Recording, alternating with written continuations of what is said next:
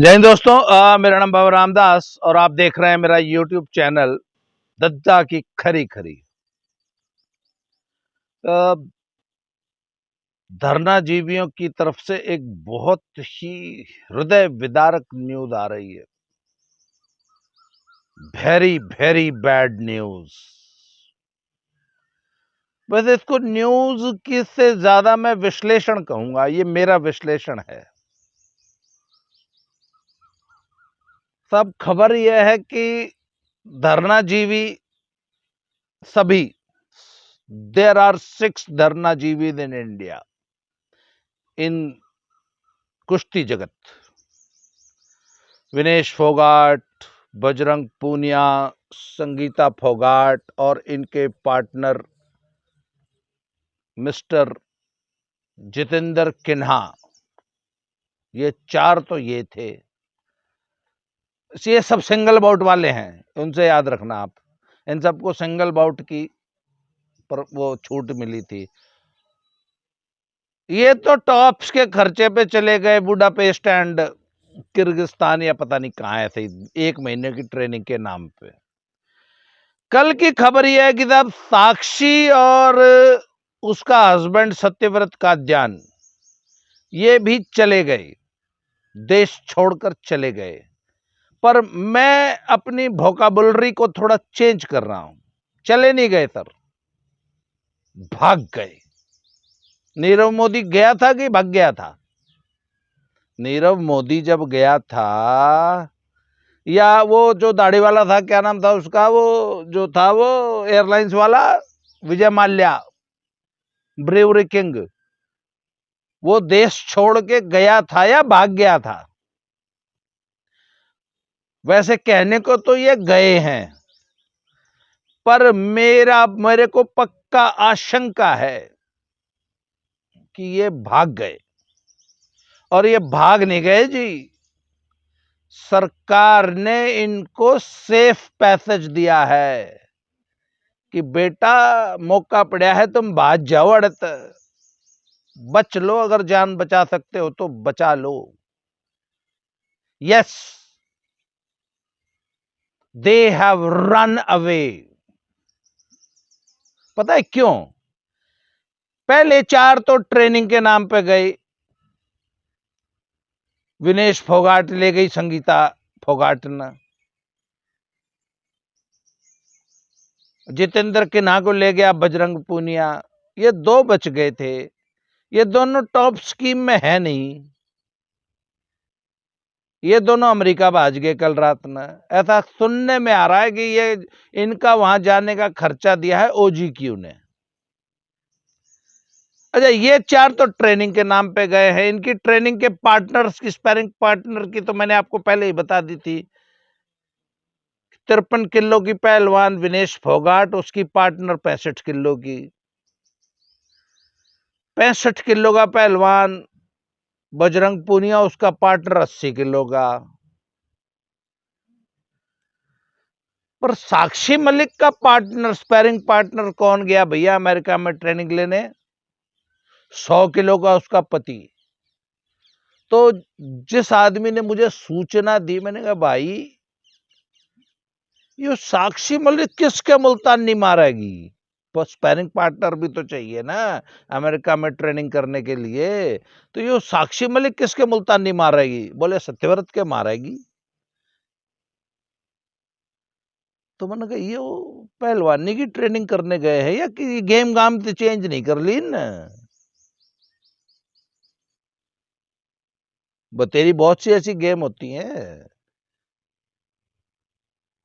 अब नाम मैं लेना नहीं चाहता उन गेम्स का। खैर साहब, सूचना यह है कि ये 6 धरनाजीवी देश छोड़कर चले गए हैं। दूसरी चीज, फिर मैंने अपने सूत्र से एक बात और पूछी कि मैंने कहा भाई न्यू बताओ, ये ट्रायल देंगे कि नहीं देंगे? ट्रायल कब होनी है? तो इतना तय है कि ट्रायल की डेट आजकल में आने वाली है। एशियन गेम्स और वर्ल्ड चैंपियनशिप की ट्रायल इसी जुलाई महीने में होगी। ये गए हैं 1 महीने का ट्रेनिंग के नाम पे, इसका मतलब ये ट्रायल नहीं देंगे। बाकी अन्य बच्चों के साथ ये ट्रायल नहीं देंगे। तो और सिंगल बाउट ट्रायल नहीं होनी है, ये भी तय मान लीजिए आप। क्यों? क्योंकि सिंगल बाउट के नाम पे देश में इतनी जूतम पैजार हो चुकी है, इतनी छीछालेदर हो चुकी है कि अब तो नाम भी कोई नहीं लेगा, और जो सिंगल बाउट का नाम लेगा ना वो पिटेगा। अगर किसी ने सिंगल बाउट का नाम भी ले दिया ना, जिसने भी ले दिया, उसकी कंबल परेड हो जाएगी। इतना गुस्सा है कुश्ती जगत में ये सिंगल बाउट ट्रायल के नाम पे। तो फिर इसका मतलब ये ट्रायल नहीं देंगे, क्योंकि इन्होंने जो एशियन गेम्स ऑर्गेनाइजिंग कमेटी थी, उसको इन्होंने एंट्रीज भेजने की लास्ट डेट एक्सटेंड करने के लिए एक रिक्वेस्ट डाली थी। उस रिक्वेस्ट का अब तक जवाब नहीं आया है, और जब मैंने अपने सूत्रों से पता लगा तो उन्होंने कहा जी आएगा भी नहीं। वो इनकी रिक्वेस्ट वो रिफ्यूज हो जाएगी, और यदि रिफ्यूज हो जाएगी तो इनको जुलाई के फर्स्ट या सेकेंड वीक तक हर हालत में 15 जुलाई से पहले पहले ट्रायल्स कराने होंगे एशियन गेम्स की टीम के लिए। और ये धरनाजीवी सब देश छोड़कर जा चुके हैं 1 महीने की ट्रेनिंग के नाम पे। इसका मतलब ये ट्रायल नहीं देंगे, और उसके बाद सिंगल बाउट ट्रायल होनी नहीं है। That means now they are not going to participate in Asian Games and world championships. 100 की बात एक ये है कि ये 6 धरनाजीवी अब एशियन गेम्स और वर्ल्ड चैंपियनशिप नहीं लड़ेंगे। तो भैया वो पहलवान क्या जो एशियन गेम्स और वर्ल्ड चैंपियनशिप नहीं लड़ा, तो फिर वो करेगा क्या आगे? उसका फ्यूचर क्या है? रेसलिंग में क्या फ्यूचर बचा है इन 6 लोगों का? जरा पहलवानी के एक्सपर्ट लोग इस पे विचार करें। पर साहब मुझे एक बात का बहुत दुख होया, इस छीछा लेदर में कुछ और भी लोग शामिल थे। तो ये 6 तो भाज गए, बाद में हो सकता है जब मामला ठंडा हो जाए तो मुंह छुपाते हुए सिर पे मुंह पे कपड़ा बांध के चुपचाप रात न 2 बजे लैंड करके इंडिया में आ भी जाएंगे, पर फिलहाल तो गए। पर कुछ लोगों को रोता कलपता पीछे छोड़ गए। फॉर एग्जाम्पल ज्ञान सहरावत और अशोक गर्ग का क्या होगा भाई? अब एडहॉक कमेटी के सलाहकार थे, अब किसको सलाह देंगे और क्या सलाह देंगे? इन एक सलाह दी थी विजेंद्र बल्ले को, महादेव एकेडमी वाले को, दल्ला सप्लायर कोच। उसने अपने अखाड़े में एक बोर्ड लगा रखा है, जॉन सस्सन के झूठे आरोप लगाने के लिए लड़की यहां पर सप्लाई की जाती है। विजेंद्र बल्ले ने अपने अखाड़े में बोर्ड लगा लेना चाहिए कि अपने दुश्मन को निपटाइए, जॉन सस्सन का आरोप लगाइए, लड़की हम सप्लाई करेंगे। तो उस विजेंद्र बल्ले को इनाम दिया था ज्ञान शेरावत एंड अशोक गर्ग ने, कि एशियन चैंपियनशिप की जो अभी जो टीम जा रही है जूनियर की, उसके साथ वो कोच जाएगा। और नाम तो एक और कोच साहब का भी था, बड्डे हैं वो, घने बड्डे हैं, काफी सम्मानित है, इसलिए उनका नाम मैं बहुत इज्जत से लेता हूं, इसलिए आज ले नहीं रहा उनका नाम। इन दोनों का नाम था। फिर पता नहीं किसको सद्बुद्धि आ गई कि ये दल्ले टाइप कोच को नहीं भेजना है,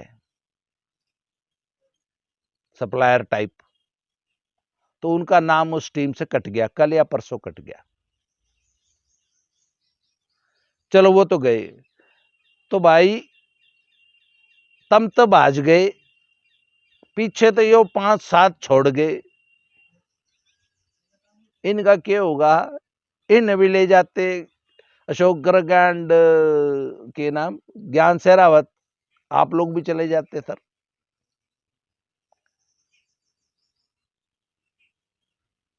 तो साहब मुझे अंदेशा नहीं था कि इनके इस आंदोलन, इनकी इस छीछा लेदर का आगाज, मतलब जो फाइनल, हालांकि अभी फाइनल तो आने बाकी हैं, ये तो अभी बीच बीच में ब्रेकिंग न्यूज आ रही है। इतना बेचारगी भरा होगा। खैर साहब, अब कुछ लोग अभी भी उसमें थेथराई करेंगे, नहीं ऐसा कुछ नहीं है। खैर साहब, नाई रे नाई कितने बाल तेरे सामने नहीं आ जाएंगे। क्या रिपोर्ट है, क्या है, सब आपके सामने आता रहेगा। पर जहां तक ये मेरा आकलन है, देखो साहब ये मैं आकलन कर रहा हूं, पर धरनाजीवी मैदान छोड़ के, इज्जत बचा के, अपनी इज्जत पे कपड़ा डाल के भाग गए हैं, ये पक्का मान लियो। आज गर्मी बहुत ज्यादा है। तो साहब इस वीडियो में आज के लिए इतना ही। अगले ऐसे ही किसी ब्रेकिंग न्यूज के साथ मैं आपसे दोबारा मिलता हूं। Thank you very much.